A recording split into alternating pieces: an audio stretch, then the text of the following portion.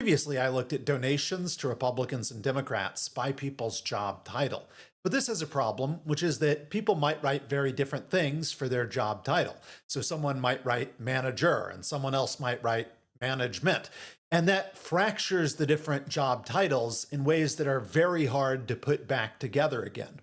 To try and address that, what I've done today is look at donations by employer.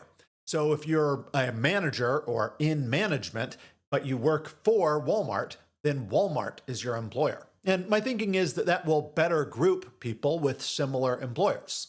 So looking at employers with 100 or more employees who've donated to Republicans or Democrats, here are the top 20 employers by percentage of employee donations that go to Republicans. A couple things to point out here. First, we see again a strong trend for people who are self-employed or business owners to be donating to Republicans. The top category is entrepreneur, and also on this list is self. The stark difference on entrepreneur might be caused by some kind of effect like we saw previously with ActBlue donations filling in specific job titles for people.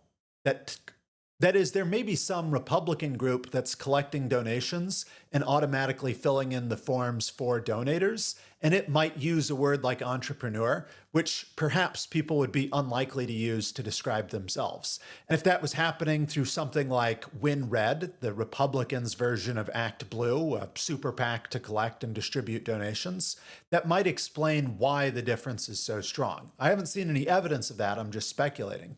It may also be the case that Republican-minded people are more likely to think of themselves as an entrepreneur, whereas perhaps left-leaning people are less likely to take that title. Homemaker is another interesting difference. As we saw previously, there's a big difference between people who describe themselves as a homemaker, which is Republican-leaning, and people who describe their job as mom, which is kind of Democratic-leaning. The other thing to note with this graph is that the percentage Republican falls off very quickly and it returns to something like 50-50%. Remember, these are the top 20 employers by percent of employees donating to Republicans. And at the bottom, Keller Williams Realty, we're already seeing something pretty close to 50-50.